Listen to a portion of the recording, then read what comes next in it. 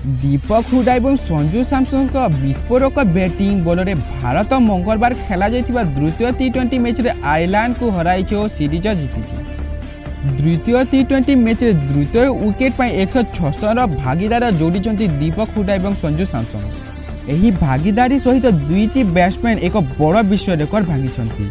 टी20 अंतर्जातीय cricket द्वितीय wicket सबुठ बड़ भागीदारी विश्व रेकर्ड यही दुई खिलाड़ी नाम हो जाइछि। ଏହା ପୂର୍ବରୁ ଏହି ରେକର୍ଡ ଜସ୍ ବଟଲର ଏବଂ ଡେଭିଡ୍ ମୋଲାନଙ୍କ ଯୋଡ଼ି ନାମରେ ଥିଲା। ବଟଲର ଏବଂ ମୋଲାନ 2022ରେ ଦକ୍ଷିଣ ଆଫ୍ରିକା ବିପକ୍ଷରେ ଅପରାଜିତ ଦ୍ୱିତୀୟ ୱିକେଟ୍ ପାଇଁ 176 ରନ୍ ଯୋଡ଼ିଥିଲେ। ହୁଡା ଏବଂ ସାମସନ ଆଉ ଏକ ମାମଲାରେ ରୋହିତ ଏବଂ କେ ରାହୁଲଙ୍କ ଯୋଡ଼ିକୁ ମଧ୍ୟ ପଛରେ ପକାଇଛନ୍ତି। ଟି20 ଆନ୍ତର୍ଜାତିକ ଭାରତ ପକ୍ଷରୁ କୌଣସି ବି ୱିକେଟ୍ ପାଇଁ ସବୁଠୁ ବଡ଼ ଭାଗିଦାରୀ ରେକର୍ଡ ରୋହିତ ଶର୍ମା ଏବଂ କେ ରାହୁଲ ଯୋଡ଼ିଙ୍କ ନାମରେ ଥିଲା। उभय 2017 श्रीलंका विपक्ष में 175 रन जोड़ी थे।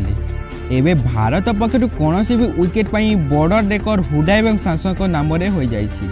हुडा 104 रन करथिबा बेले सैमसन 77 रन दमदार इनिंग खेली। दुई बैट्समैन दम रे भारत 7 विकेट हराई 225 रन कर जवाब में घरोई आयरलैंड 5 विकेट हराई 221 रन कर भारत उक्त मैच जीति सीरीज रे 2-0 जीति नहीं। तेरे फ्रेंड्स वीडियो केमती लगला वीडियो भल लगला तारे लाइक करूँ कमेंट करूँ चैनल नुआ सब्सक्राइब करूँ। जय हिंद जय जगन्नाथ।